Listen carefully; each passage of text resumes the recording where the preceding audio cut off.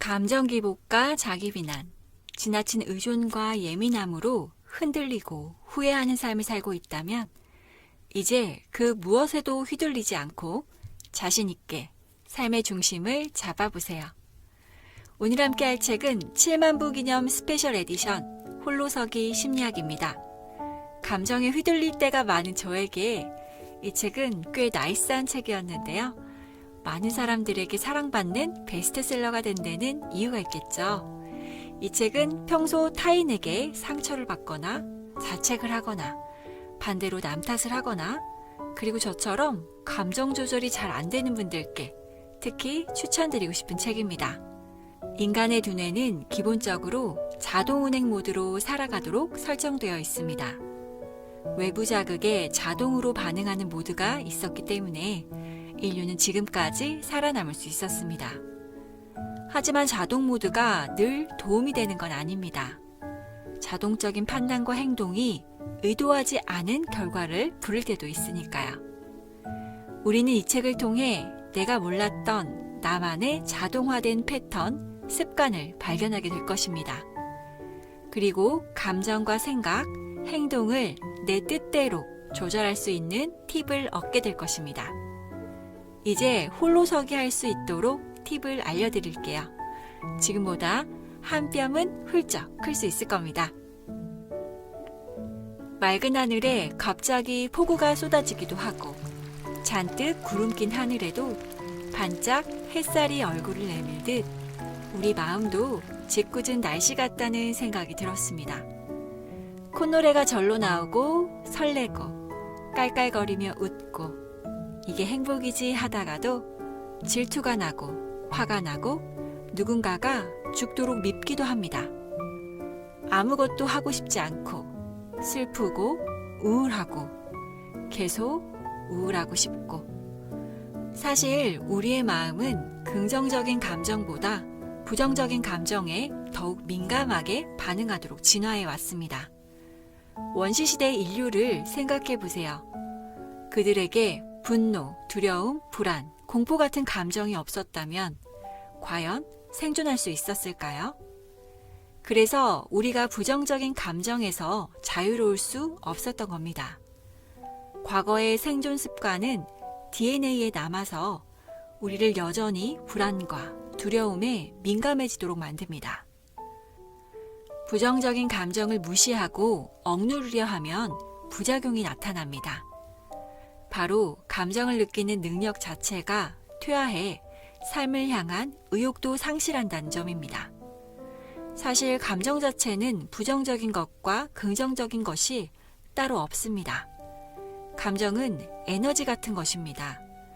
감정은 자동차의 엔진과 같아서 우리를 움직이게 하는 동력입니다. 두려움은 위험에 처한 상황에서 달아나게 하고 분노는 정의를 위해 목소리를 높이고 싸우게 하죠. 죄책감은 속죄하게 하고 슬픔은 한 발 뒤로 물러서서 우리를 치유하게 합니다. 이처럼 감정은 우리를 행동하게 하는 에너지입니다. 만약 감정을 느끼지 못한다면, 감정을 차단한다면 어떤 일이 벌어질까요? 우리는 의욕 없는 무기력한 삶을 살게 될 겁니다.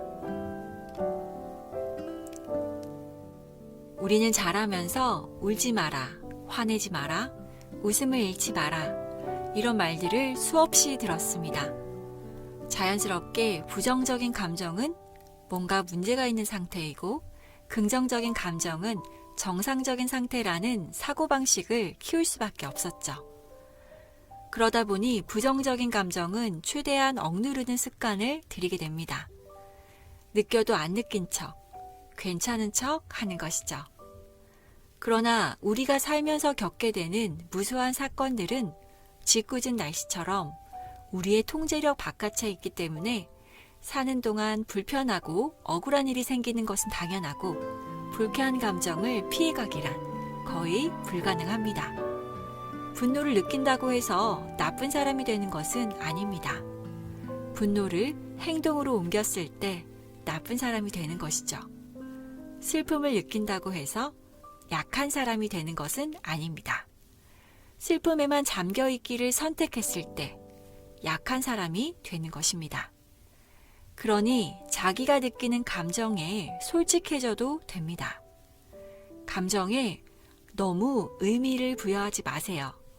자꾸 생각하고 의미를 부여하고 판단할수록 감정은 날개를 단 듯 더욱 활기를 칩니다.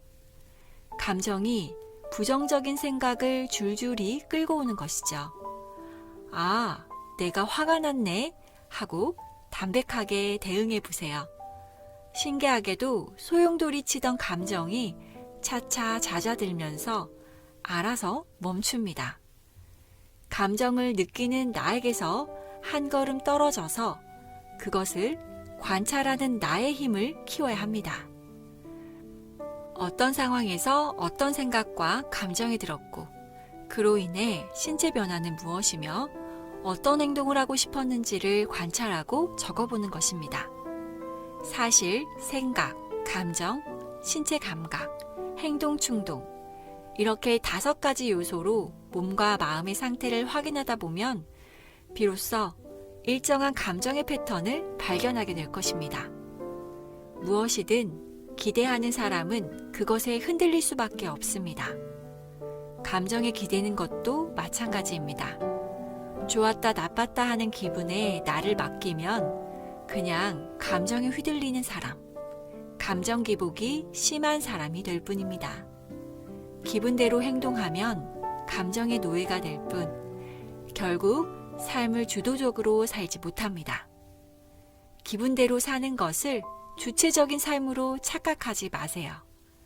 감정을 주체적으로 잘 조절할수록 인생을 더욱 주체적으로 살아갈 수 있습니다. 홀로 설 수 있는 진정한 어른이 되는 것이죠. 잊지 마세요. 아무리 화가 나는 순간에도 그 분노의 주인은 나 자신입니다. 감정에 흔들리지 않고 스스로 적절한 행동을 하고 자기를 조절할 수 있다면 우리는 비로소 감정에서 자유롭고 성숙한 어른이 될 수 있습니다. 우리에겐 무엇이든 자유롭게 느끼고 생각할 권리가 있습니다. 그렇다고 해서 기분 내키는 대로 행동할 권리를 가지는 것은 절대 아닙니다. 감정과 생각, 그리고 행동의 문제는 완전히 구분해서 바라봐야 합니다. 감정을 잘 조절하는 사람은 감정을 알아채는 능력이 탁월합니다. 분노, 우울, 불안, 짜증에 밀려오는 순간 가슴이 쿵쿵대고 숨이 가빠지고 뒷골이 당기는 것을 인지합니다. 그때 그들은 일시 정지 버튼을 누릅니다. 감정에 빠져 있을 때 하는 생각은 위험하다는 것을 알고 감정이 잦아들고 나면 그제서야 이 문제를 어떻게 다룰지 생각합니다. 기분이 나쁜 이유가 무엇이었는지 원인을 다각도로 생각해 본 후 어떻게 행동할지를 결정합니다. 만약 상대에게 무언가를 요청해야 한다면 담백하게 말합니다. 나는 무엇을 기대하며 당신이 어떻게 해주기를 원하는지 말입니다. 이런 사람들을 보고 감정도 없다, 냉혈한이다 라고 평가하기도 합니다. 하지만 어른의 감정 표현은 이래야 합니다. 겉으로 드러내지 않는다고 해서 감정을 안 느끼거나 억압하는 것이 아닙니다. 감정을 잘 느끼면서도 적절히 드러내고 또는 아예 드러내지 않는 것이 가능합니다. 화가 나도 우울해도 짜증이 나도 그에 어떻게 반응할지 스스로 선택할 수 있을 때 비로소 사람은 자유로워집니다. 감정 기복에서 벗어나 홀로 서려는 사람이라면 반드시 배워야 하는 삶의 기술입니다. 앞서 말씀드렸듯이 감정은 우리 삶의 엔진입니다. 우리를 움직이게 하는 동력 그 자체지요. 그 말인즉슨 방향은 우리가 제시해야 한다는 뜻입니다. 그래서 우리는 느끼는 대로 행동할 게 아니라 의지를 가지고 감정을 컨트롤하는 방법을 배워야 합니다. 감정을 있는 그대로 느끼고 생각을 사실로 착각하지 않으며 행동을 주도적으로 이끄는 것.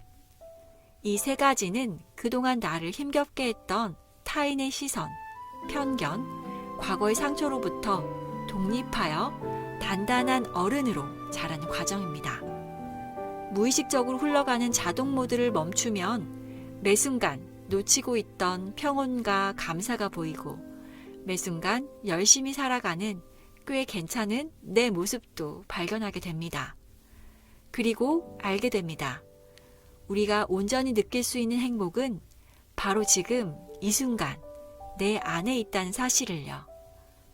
감정과 생각과 행동을 돌보며 삶의 주인으로 괜찮은 어른으로 성장해 나가길 바랍니다. 그리고 꾸준히 노력하세요.